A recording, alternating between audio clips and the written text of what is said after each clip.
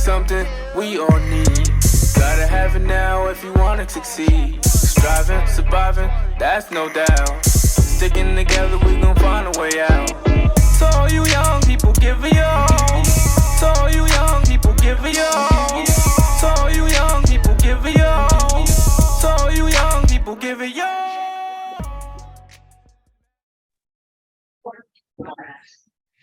Good afternoon, the back community. Thank you as always for being involved. Thank you for being engaged. Today, I have an individual on the podcast who is doing some outstanding work in the communities and a population of people that are near and dear to me. But we'll get into that later. I want to formally introduce Mr. Toney Earl Jr. I call him Tone, but Tone is here from M.A.D.E Transition Services. And Tone, I really just want to say thank you for affording me your opportunity to speak with you today, man. And I can't wait to dive into your story. Oh, man, thank you. Pleasure. Thank you for having me on. And thank you for all you do in terms of highlighting regular folks like myself, just trying to do our small part. I'm a firm believer that negativity spreads a lot faster than positivity, and it's through platforms like yours that help counter that. So thank you. I like it. I like it. Well, listen, man, without further ado, I have a snapshot of what you do, but I always like to give my guests the opportunity to introduce themselves and to let the back community know more about what it is that you do. So my first official question for you this afternoon, Tone, is what kind of work do you do? Tell us what it is that you do. What is that you're passionate about? Here's your opportunity to tell the back community more about you. Absolutely. So I'm in the nonprofit sector with a focus on reentry. The name of the agency is M.A.D.E Transitional Services, where we work with formerly incarcerated men and women. Take a step back. M.A.D.E is an acronym for Making a Difference Every Day. I founded M.A.D.E back in 2014. We began doing the work since 2015. Been inside we're based out of New York, Rockland County, just outside New York City. We've been inside the Rockland County Jail since 2015. We opened our first transitional house in 2017. We also have a host of services in the community in regards to helping folks with job readiness, job placement, career integration, cognitive behavioral intervention, addressing healthy attitudes, behaviors. But at the core of our services is really focusing on career integration, helping individuals identify what they find value in outside of pay, and then aligning that with a particular career of interest. And that's where we see a lot of success with working with our fellow returning citizens coming home after a period of incarceration, looking for an opportunity to get their life back on track. Unfortunately, there's a lot of barriers to housing, barriers to employment, barriers to it's just a myriad of barriers. And essentially, that's what we seek to be, a shoulder for our population to fall on when faced with those challenges and addressing the barriers. And lastly, we want to allocate a portion of our services for those who are at risk. We want to prevent as many young folks as possible from needing our formerly incarcerated services. We just feel that that's our responsibility. And I take another step back. I say our population.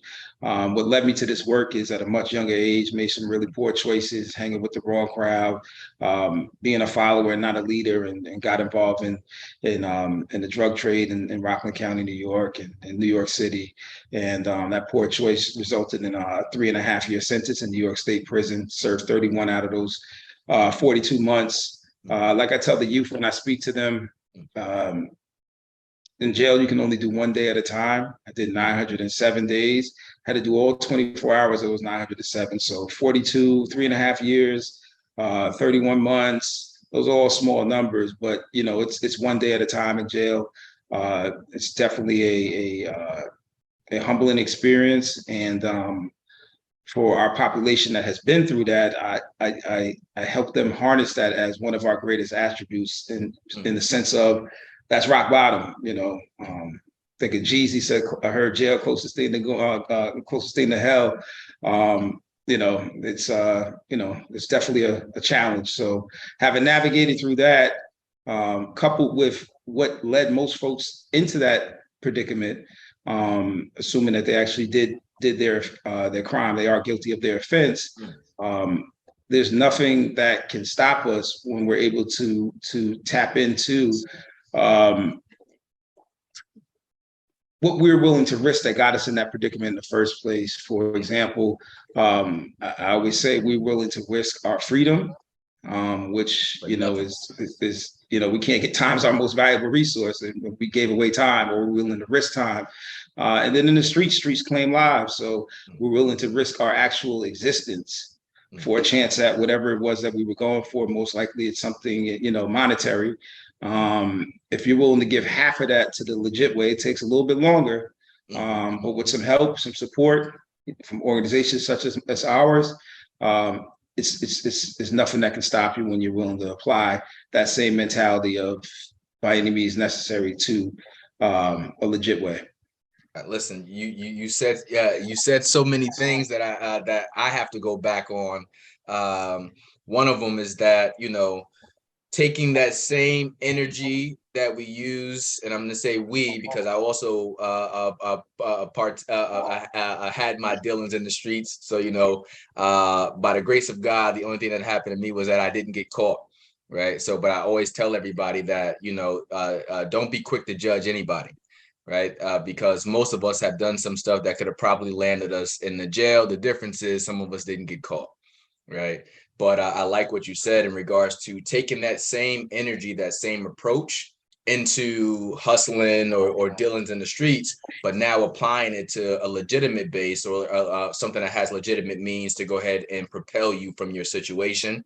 Two, I want to know, have you ever heard of the Chris Wilson Foundation?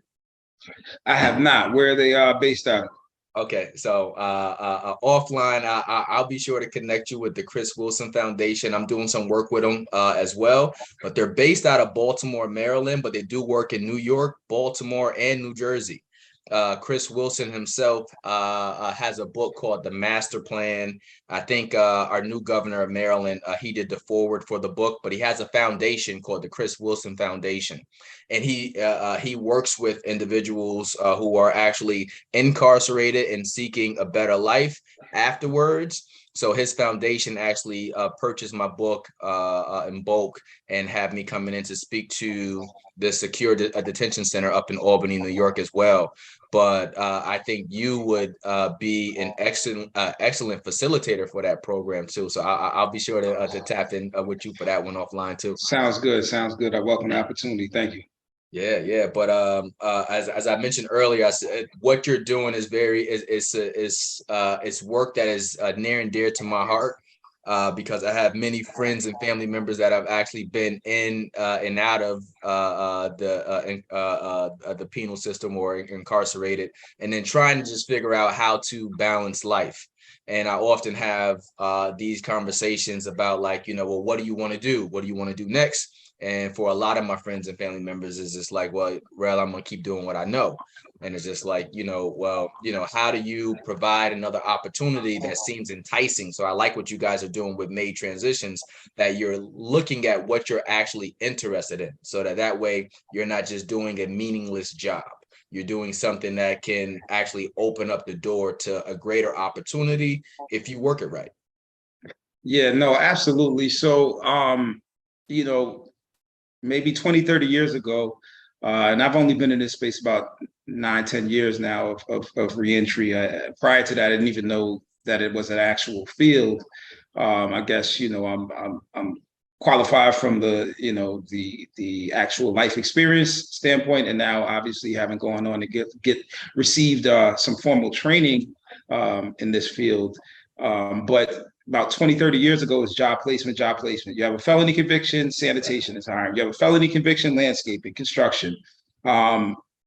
And I'm of the belief that you can't tell somebody what they shouldn't do unless you're going to give them some alternatives. And not just that for this particular population, but who's going to show me how and make it realistic, help make it realistic, because there's so many barriers.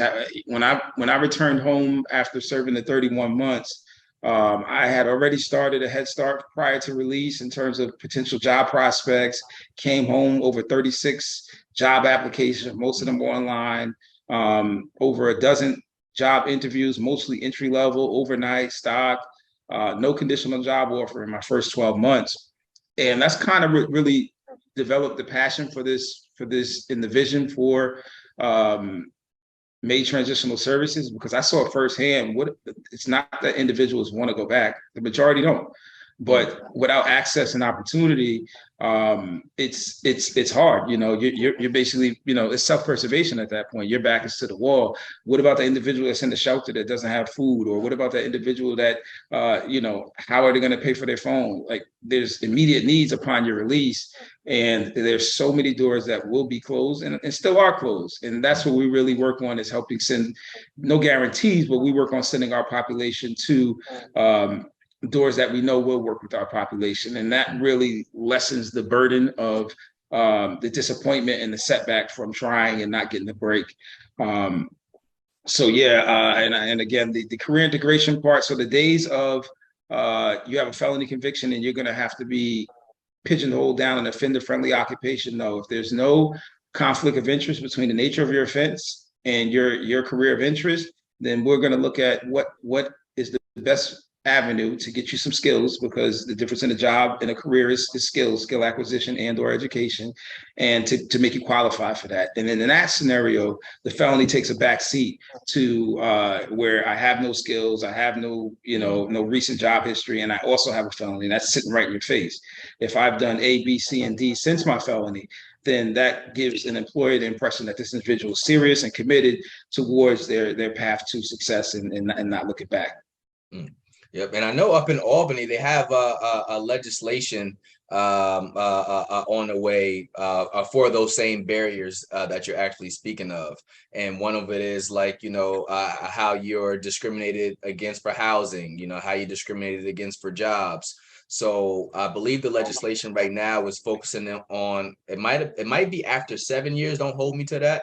But yeah, I believe that's about right. Yep. Okay. Yep. So it might be after 7 years. They're saying automatically sealing it. Yep. Automatically sealing it. Essentially, what mass incarceration in the criminal justice system has done, you know, and I'm not sure if you read the book, The New Jim Crow, but when we look at the disproportionality between, you know, within the criminal justice system and how, you know, we as Black and Latino are sentenced and incarcerated at such a significantly higher rate, it's essentially undone a lot of what our civil rights efforts were able to accomplish, and it's kind of close to taking us back to square one. And I look at it, you know, from a two-pronged approach. You know, you have advocacy. That's more of what I would call a long-term solution, and then the short-term solution. What do we do for the individual that's returning now until this legislation goes into place? How do we reduce the likelihood in this individual falling back into that same trap? So I look at them as a twofold approach to a solution and a huge problem that we faced here in America with, again, dealing with, you know, the undoing of mass incarceration and the effects of the criminal justice system. Yeah, it's making me think about a bar from Andre 3000 that he did on what was the joint with 16 ain't enough, and he talks about it just like, you know, I'm not going to condemn someone for doing what it is that they have to do to survive unless I have an alternative for them. And I think that goes back to the larger problem is, like, you know, I know you deal with transitional work, but sometimes it's addressing the issues before they become the issues, right? And, you know, I identify that path of, you know, how I started hustling, how I got into gang life. And it's just like, you know, how do we start to reach people, and how do we change the narrative of what is cool in our neighborhood, so that some of us don't have to embark down those avenues, down those pathways, and don't have to have this extra baggage, which gives us these barriers to figuring out life later, right? So, and it's I think that is a extreme focus for me, like trying to navigate, trying to connect with individuals who are either there or trying to figure out how to navigate themselves up out of that situation before, you know, they jeopardize too much. Because obviously you can always correct yourself, you can always change, but we make it harder and harder, the different things that we have working against us. I like to refer to it as preventing the need for surgery on the back end. I look at what our work is kind of like the surgery on the back end, which is why it would be negligent for us to not at least appropriate a portion of our efforts to prevent folks from needing those formerly incarcerated services that I mentioned earlier. And I think a lot of times we look for a holistic approach, a holistic solution. When it comes to approaching the challenges that many of our urban communities are faced with. But I think it's, a very simple start is brothers like us. I follow you. I watch the work you do. You're present in your young children's life. You're present in your community. So often, what 50 say, I got up out the hood and never go back if I could. For so many of us, you make it out of the systematic oppression trap that the odds are coupled against us, and I can sympathize with why you would never want to go back to that, and we see a lot of our rappers, they're gunned down in their hometowns. It's not typically on the road touring. It's the home community. So we understand that, that environment that many of us are subjected to. But one of the easiest lower hanging fruit solutions that I see is just professional visibility, that getting away from that attitude of never coming back if I could, coming back to pull another out, coming back to show another way, being present. Ty's cool dude, Ty, Ty's doing well for himself, got a family, showing him another way, because I know that and believe that perception is reality. And unfortunately, many of our professionals that are coming out of these environments are moving away and not coming back, putting their family in a better position than the one they grew up in, which, one can understand, but it doesn't do anything about the problem that continues to grow in terms of changing that narrative and changing that perception. So if all they're seeing is the scammers, the drug dealers, the jack boys, then that's what between that and sports, that's pretty much what their perception is limited to. So it really hit me when I was sitting on a panel back in 2015, and the gentleman I was sitting next to, he was a couple years younger than me, or quite a few years younger than me. He was about 26, 24 at the time. And he had a baseball cap on, and, we're on a panel. So I figured, professional, I didn't really know what until he introduced himself. And his name was Stephen Johnson. And he introduced himself as a pharmaceutical scientist. And I just kind of looked like, man, I was kind of judging the book by its cover. And then I had to think, like, pharmaceutical scientists. And then, in theory, someone has to test the drugs before it becomes FDA approved. But, like, how many of us even thought that is even, how many of us even knew that was a career growing up? How many of us even would find interest in that to even know? Would find interest if we even knew. So it's like, wow. And he's from Brownsville, Brooklyn, or I want to say Brownsville. So, and he played football, basketball, high school star, and he goes back. He's present in his community and wants to start a foundation. I don't know if he has since then, but to me, that's what it's about. We can change that perception, then I think we can kind of, continue. And it's come a long way, because, from our era, back in the 2000s and the 90s, the hustlers was in, like that, they got the attention. If you saying you hustle or scam, it's, most women are looking at you like you got three heads. Like, what are you talking about? Like, the hustler's wife is played out, at this point, where it's run its course, where at one point it was a thing. So I think we've come a long way, but again, with more professional male visibility, I think that's a really low hanging way that we can kind of continue to move the movement forward. And I'm not even sure. I'm not sure if it played out, Tone. I don't think it ever will. And I'm a realist. I like to say, my wife calls me a pessimist sometimes, but I like to say I'm a realist. It's just like, unfortunately, to your point of what you said earlier, there's always, people migrate towards negativity more than positivity, right? I'm talking about on the mass level, right? And it's just like, so it's not like we don't have access to different things right now, man. We got You got the internet. We didn't have the internet. You know, it was AOL. So we didn't have internet. You got internet, you got YouTube that'll teach you all types of things. I think a lot of it still has to go back to what the burning desire is, to figure out what our passions are. Like I thought for a long time, in order for me to keep my authenticity, I had to continue to behave a certain way. Right. And it took me a long time to realize that whenever I get dressed up underneath the suit that I have on, I'm still the same kid from Arbor Hill. Right. And I work for the federal government. Right. I've been there for 17 years. So it's just like, but I bring my uniqueness, as I like to call it, my superpower, into every meeting that I'm in, because most of the people that I work with haven't had the same experiences that I did.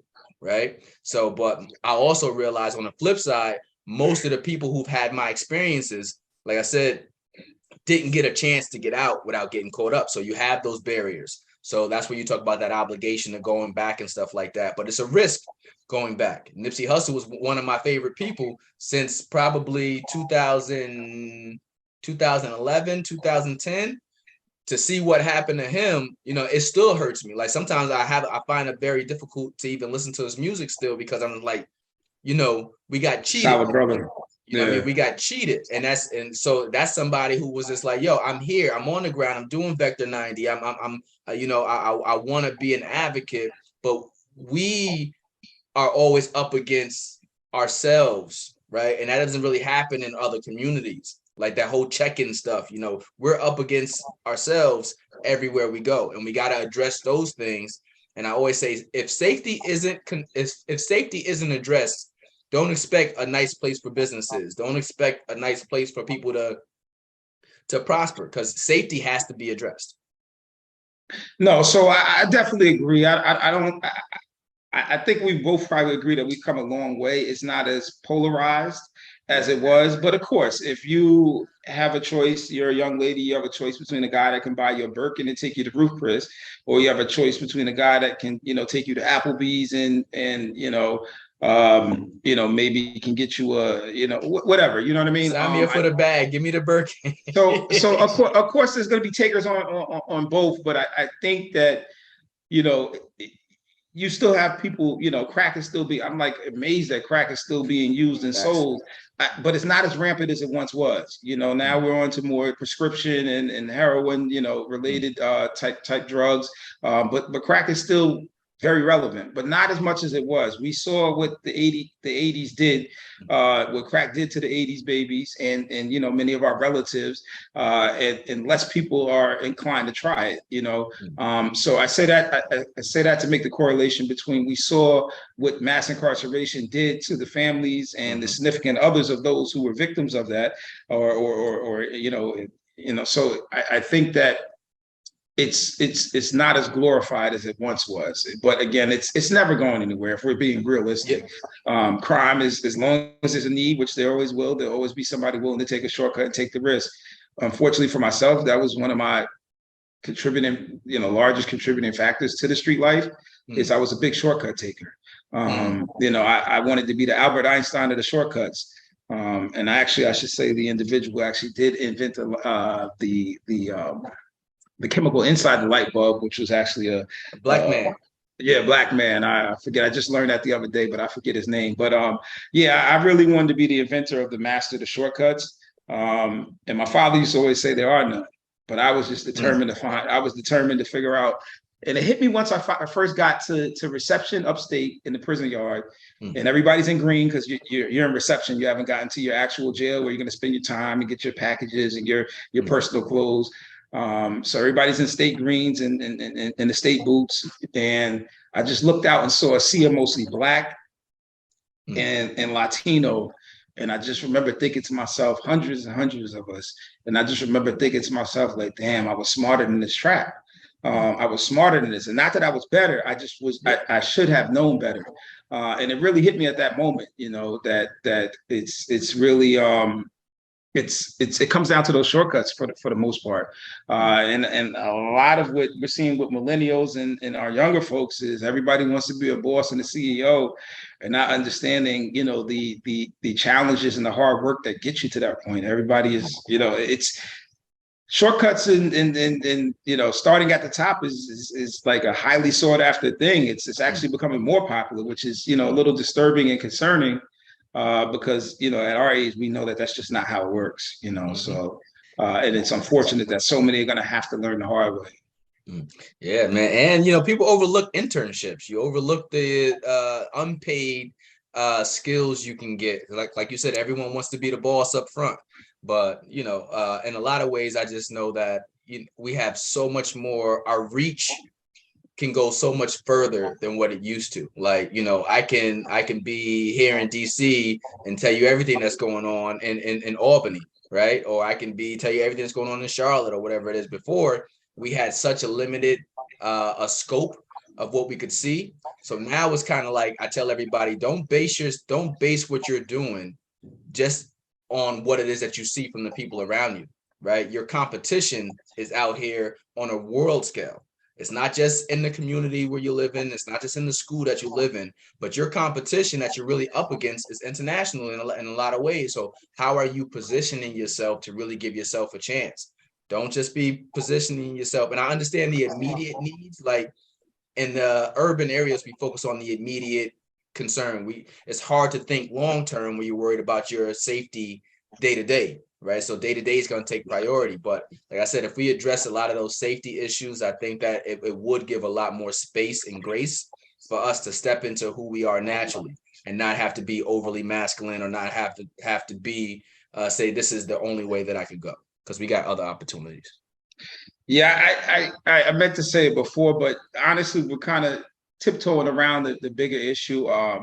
I feel like we've never had reparation. Most people focus on the 40 acres and a mule. You look at all other, races and populations that have migrated to this country, and for us, as Black Americans here, have built this country for free. Our ancestors, we never had the mental reparation.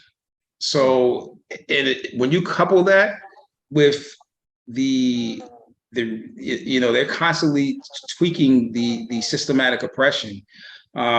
So when you look at that, I don't care what demographic you put in those circumstances, they're going to suffer from the trauma. They're going to suffer from the divisiveness, and they're going to suffer from the crab in a barrel mentality, because that's just the inevitable. You put one snake in a cage and two lions, they're going to go at it. Like, that's just the reality, in terms of the scenario that we're faced with in regards to the systems that put Blacks and Latinos at a disadvantage in this country. So, back to the crabs in the barrel analogy. Why are the crabs in the barrel in the first place? They belong in the ocean, in their natural element. If you put them in a barrel, that's how they're going to behave. It's self-preservation at that point. So it's a lot of the systems that are in place.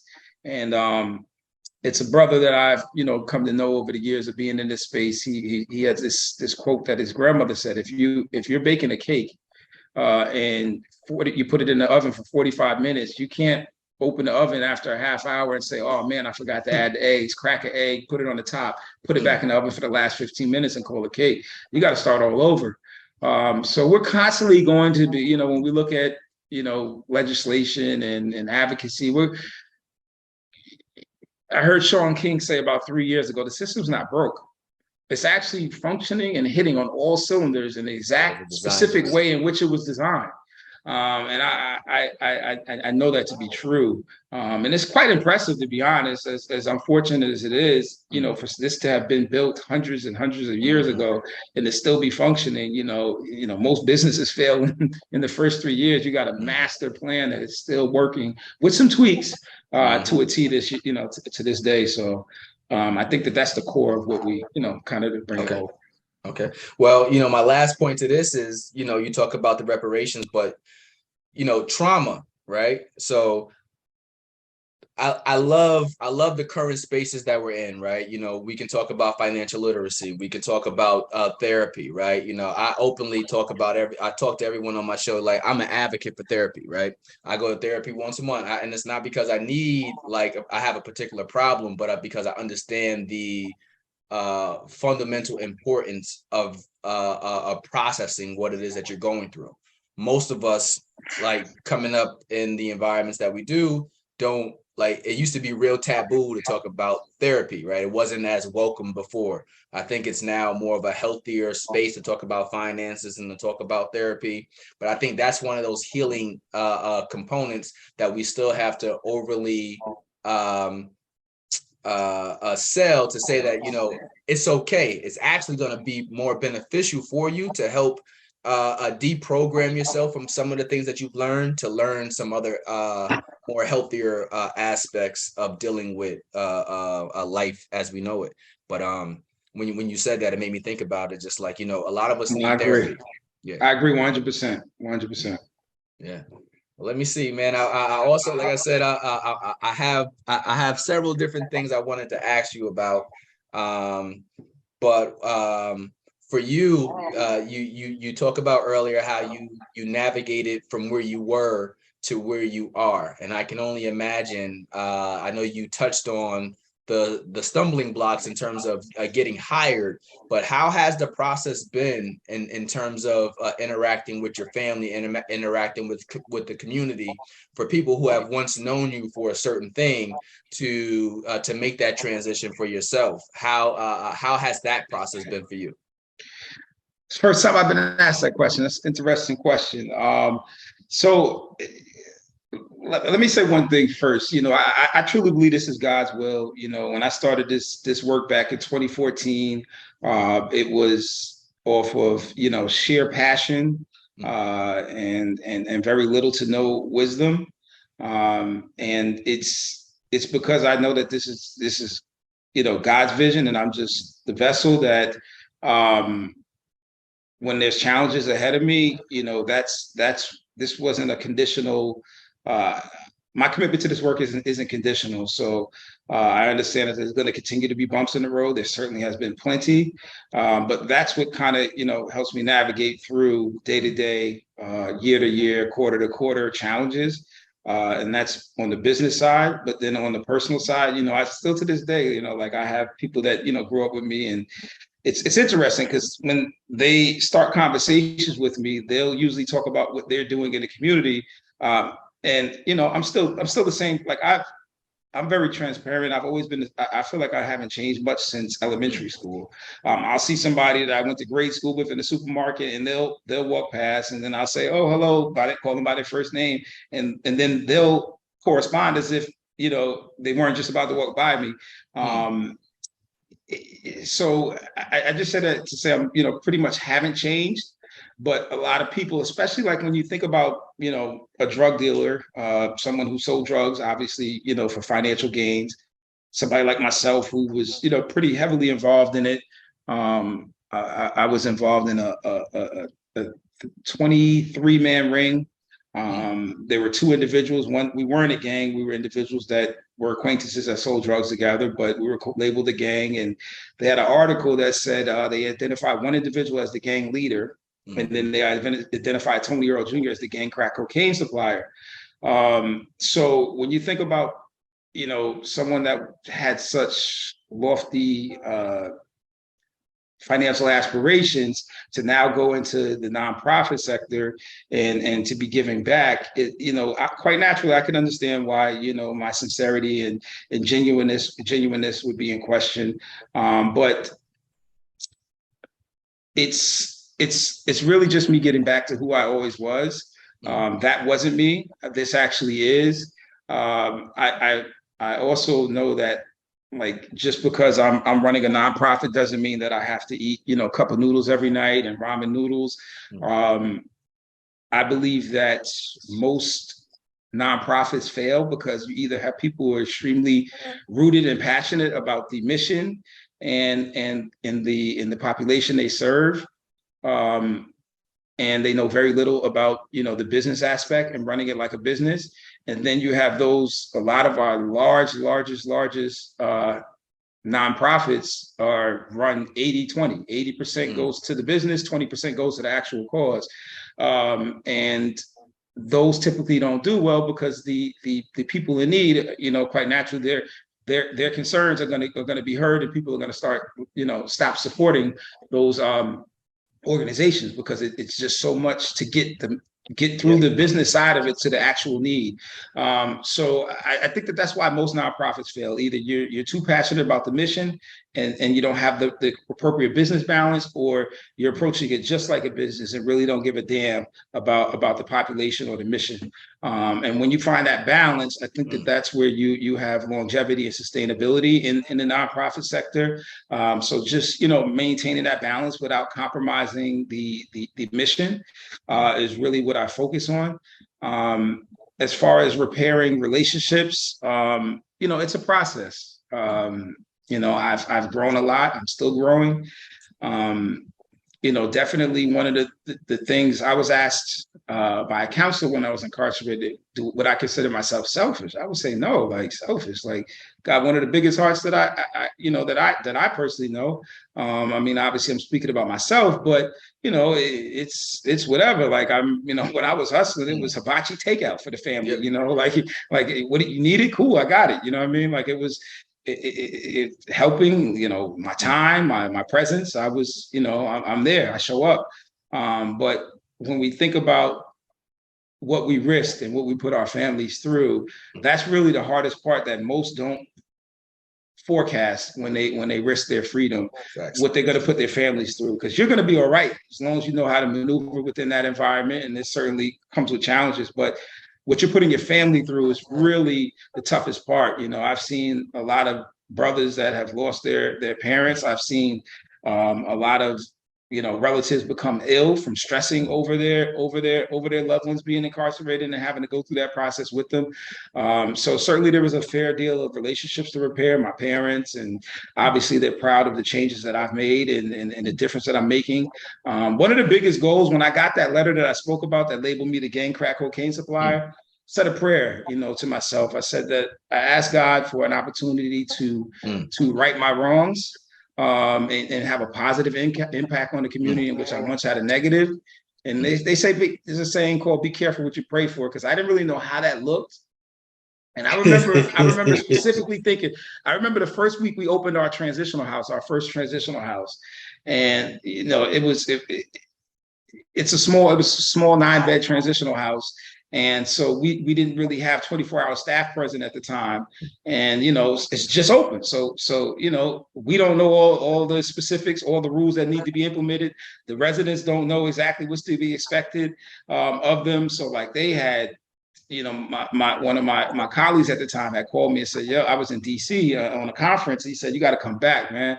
I came back here at 8:00 at night. These guys had girls in there. They had Hennessy on the table. They had our juice in the fridge as chaser. I said, oh my God. So like for the next 3 nights, I went to Target. I got one of those hunting cots and I'm sleeping in the living room on the hunting cot, to be the overnight manager.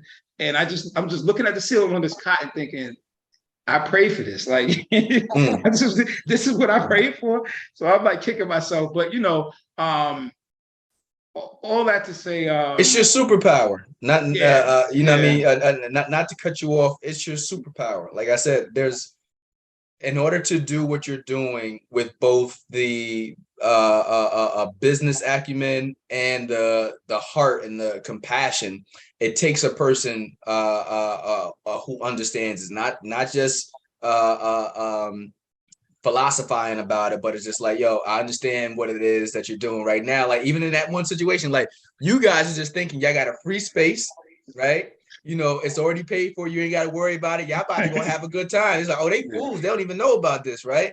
But it's just like, in your mind, it's just like you feel like if I give you the opportunity, you'll be able to do better. But there's also something else that comes with that opportunity, which is just like, preparing people mentally to make the change, to make the shift. And these are the things that you're going to get constantly tempted with. And that's where I was going with the earlier question. It was more so about like making a positive transition. I think sometimes like the people that we know are so eager to not allow us to make the positive transition. And then sometimes we get so accustomed to what other people's expectations of us are. Like I got a homeboy. I ain't even gonna say his name on here, but and I tell him, I said, fam, you need to leave that name. You need to leave the name behind, because I think the name gets you all of the time. Like You go in and out, you go back, be like, yo, Rev, I'm gonna come out, I'm gonna do this, but you come back to the same name and everyone has the same expectations associated. So when I was asking them, just like, I see what you're doing. I know what you're doing. And it's just like, people think that being positive is easy, and it's so far from the truth. Like, they overlook how easy it is just to go ahead and make a wrong decision. So I wanted to because you've made the transition and you're helping other people make the transition, I just wanted you to help our audience to explain how hard it is to make the transition and to continually make the transition. Yeah, so it's like you're saying, it's an everyday battle. Just because I do community work and it's in this space, it doesn't make me not human. It doesn't make me any less valuable than anybody else. But you just have to do what's right on a daily, consistent basis. It doesn't make it easy, but it's obviously rooted in my faith. But the biggest difference, and I share this with the youth all the time, the biggest difference in my mentality and my actions pre-incarceration and post is having a goal, right? So the goal is kind of my GPS system from what is wrong and what is right. Is this going to help me get closer to my goal? Should I go hop in this stolen car with a friend to go joyriding, or should I cut class if my goal is to go on and become an attorney general, or to become a surgeon, or to become a lawyer? Whatever it is, if you don't have that goal, it makes it a lot easier. It makes it a lot easier to make wrong decisions. So the biggest difference is my goal, which is to grow M.A.D.E to be a 7-figure organization. I believe that's within the next 12 to 24 months, a realistic goal. And it's not, like I tell the youth, it's not because I want to drive around in a drop top Bentley. It's because the more money the organization has, the more lives we can impact. And I understand that it's going to take money to do that, especially to have good, qualified, and quality help. I'm a real believer in dignity and purpose and compassion. So with that said, that's been that's what makes it easy for me, the goal.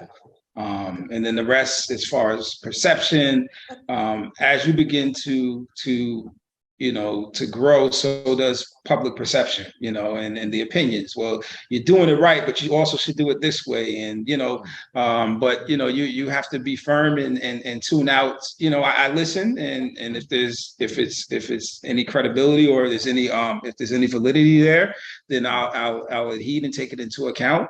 But aside from that, I just keep focused on doing what I feel is best, what I feel is right. And people will always have their opinions and their thoughts and preferences. And that's obviously each person's individual right. Okay. All right. Well, listen, did I do a good job in addressing your? Yes, you did. Yes, you did. And right. yes, you did. Yes, you did. Listen, I'm about to take you to a rapid fire section, because one of the reasons why I love doing these interviews is because obviously you're a very professional person. People get a chance to see you on that level. But I also think that, in making the connection with people need a chance to see who you are as the person, right? And I like to dive into who you are as the person. So I'm gonna give you a rapid fire section. You tell me your choice. Top 3, dead or alive, artists, hip hop. Top 3. Jay-Z. I mean, I guess cliche. Jay-Z, Biggie, Nas. Okay.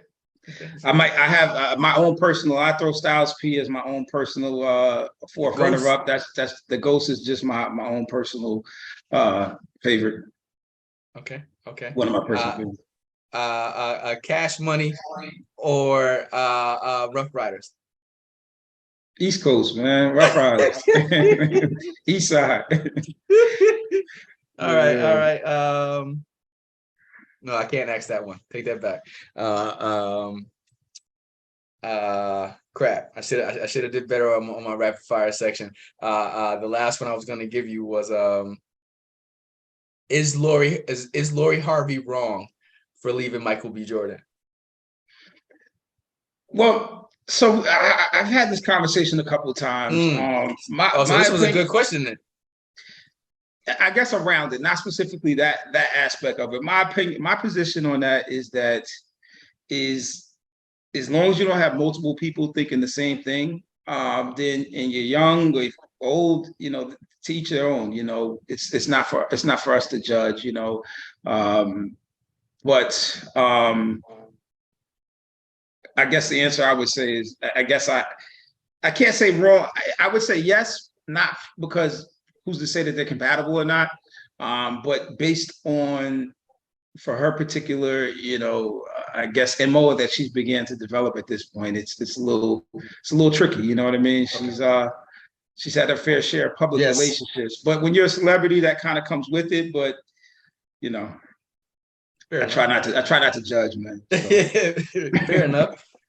Thinking about your younger self, Tone, what is something you wish someone would have told the younger version of Tone that you know now, right? But you wish that you're thinking about on your younger self that you would have taken heed to, or someone would have explained to you.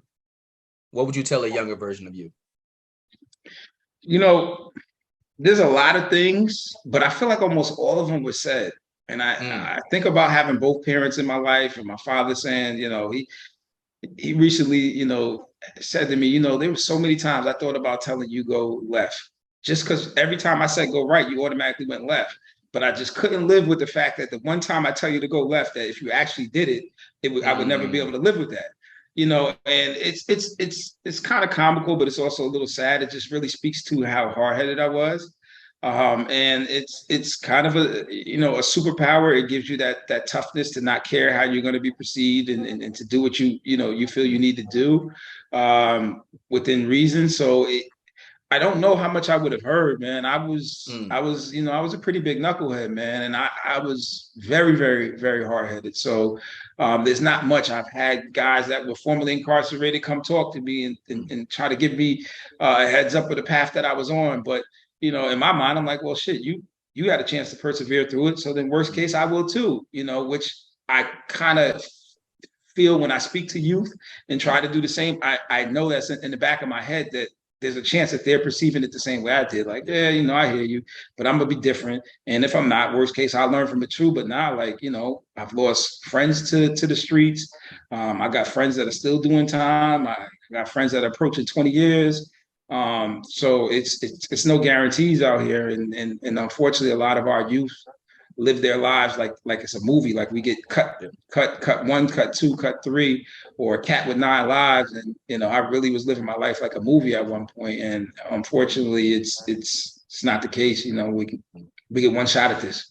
So I really don't know what I would have have perceived. A lot of the stuff I'm learning now in business, like I went to school for business administration, but I didn't know what I wanted to do with business when I was in school for business administration. So a lot of that stuff I didn't take serious, but now I'm learning I'm having to go back and teach myself a cap rate. I'm going back and having to teach myself how to balance a spreadsheet, where I was in school for this, but I didn't have anything to apply it to. Yep. So I guess if I would, the short answer would be helping make the connection between education and what role it'll play in your future, so that if you can see it, then you can kind of buy in. But I didn't really have any buy-in at that age. I had a younger version of myself, which is hard. You're still figuring it out. You know what I mean? Okay. All right. What about success? I think everybody has their own definitions of success, right? And like I said, in my mind, I consider you to be a very successful person. How would you define success, Tone? I'm at a point in my professional career where I gauge success because of the work I'm in, the amount of lives that I affect, and even some of my entrepreneurial endeavors outside of the nonprofit. All of them are geared to a component of helping individuals harness agency through entrepreneurship. So fostering entrepreneurial opportunities through the business ventures that I'm embarking on. But so the amount of lives that I'm able to impact and time freedom. Okay. The more people I'm helping, and the more time freedom I'm able to free up. That's kind of how I gauge, success, especially for somebody like myself who who gave the system so much time and lost so much time. That's kind of how I would gauge success. It's no longer the material things that it used to be when I was younger and were glorified then. Okay. And I have to go back to this one because you touched on it a couple of times. But at what point or where in your life do you think God became such a staple for you and what it is that you're doing and how you live? I feel like I'm never giving you any short answers, man. I hate feeling like I'm long-winded, man. So no, listen. This is what I like. I just try to paint the whole picture from my perspective. But for me, if I'm thinking of that question, it's valleys and peaks. I've had times where I've been very close and very active in my prayer, and then I have times where I'm praying only when I'm in the jam and the fire's to my ass. But I will say that no matter what, I always understand where I come from, whom I come from, and I always, I've never feared man. I only fear God. So it's been constant throughout, but a very healthy relationship is typically when I'm doing my best and I'm actually getting back in. I'm not everyone's different, right? So some people need to actually step into a religious institution to stay in sync with their Most High, right? With the Most High. For me personally, I noticed that I am most hitting on all cylinders when I'm actually frequenting a church. So getting back in and just having that weekly, if not, 3 to 4 times a month, positive weekly reinforcement is so that's kind of where I am currently. But I hadn't gone the whole pandemic, so and even then with Zoom, I just I'm more spiritual than religious, but I've noticed that I'm hitting on all cylinders when I'm in tune with my religion. Nice. And the reason why I ask is because one of those other factors on top of therapy, on top of job availability, right? Having that solid foundation, right? I think that helps us to make those decisions where we're deciding we're at that fork in the road to go left and go right, and be like, I don't want to go too far down this rabbit hole. I might not be able to come back, right? And I think for me, my relationship with God got better the older I got, the more confident I got in expressing myself, being myself. Like, I can go to church just like this and be great. And it took me to build a level of confidence with that and realize that God wasn't desiring me to be anything other than my authentic self, to love him, to study his word, to be better. And I like what you said, I'm better when I'm in that environment. So yeah, and I we grew up with a term real, he's a real one. Watch out, that's a real dude. And growing up, real was often associated with crazy. Like you had to be kind of crazy or a little bit off, that he was a knockout artist or he was a shooter. We associated that with being real for the most part, and growing up. But it was when I got to prison that I saw what real was. One thing about me is like I was always like top 3 to 5 baddest in the school, but usually the others were bullies. I had the respect for the bullies because I wasn't scared to get in trouble, but I also helped a lot of people from not getting bullied. I never was a bully. But I say that to say a lot of the type of individuals that gravitated towards me while incarcerated were some really serious high violent criminal were convicted of very violent crimes, but they gravitated towards me and became part of my network inside the correctional setting because I was true to myself. And I tell that to the youth all the time: be yourself, even when it's unpopular. Be yourself. Thanks. Because when you try to put on shoes that don't fit you, if you got to run in a size 14 shoe and you only wear a size 6, you're not getting very far. So whoever that is, if you're funny, be funny. If you're tough, be tough, but you have to be consistent. Whoever it is that you are, just be true to yourself, and the universe will make room for you. And that's our superpower that you speak of, and that's what God has gifted each of us with our own individual superpower. So 100%, I'm on the same page with you. I love that. 2 more questions for you, and I'm letting you go, Tone. What about your life's path are you most proud of? I would say the ability that God has gifted me to give back and to help others. There's no dollar amount to be able to see somebody, get their life back on track. So many of our participants, I don't like using the word client. So many of our participants have become part of my network. I'll invite them over when I have gatherings. I can reach out to them professionally because now they're in position to hire. I've helped them get jobs, and now they're in position to hire. I got somebody that's a qualified referral. That's the real fruits of my labor. Okay. All right. And my last question for you before I let you go, no, take that back. My last question is, what are you reading? What are you listening to? What motivates you to keep you going? I'm actually listening. I do a lot of audiobooks. I'm actually finishing up this book, The Art of Critical Decision Making. I forget the author off the top of my head, but that's what I'm reading. I listen to a lot of motivational speakers. I'm not going to say a lot. I really listen to mainly Eric Thomas and Inky Johnson, two of my favorites. It kind of it's not that they're giving me anything that I don't already know. It's more like positive reinforcement. But I feel like all of us, I don't know, Eric Thomas seems like an exception, but the majority of us is kind of valleys and peaks.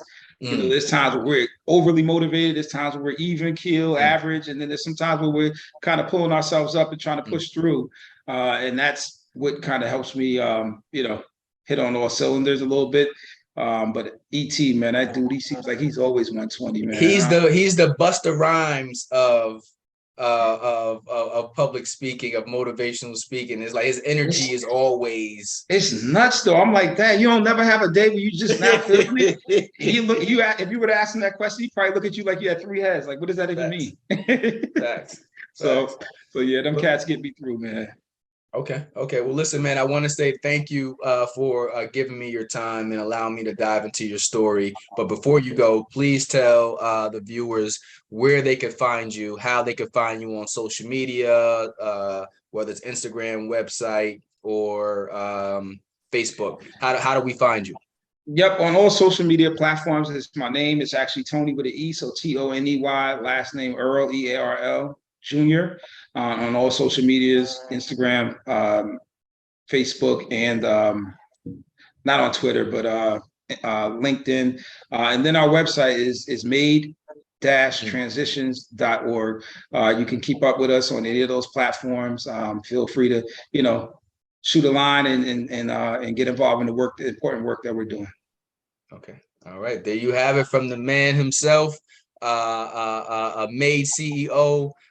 Toney, thank you very much, man. I didn't get a chance to talk doodle with you about our DJing battle, but I'll get with you on that one offline.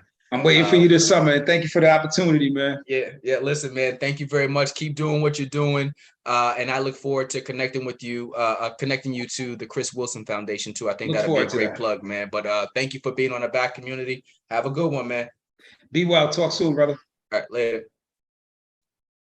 Keep climbing up the ladder. Black lives matter. They matter. So all you young people, give me all. So all you young people, give me all. So all you young people, give me all. So all you young people, give me all. Matter. Black lives matter. They matter. Black lives matter.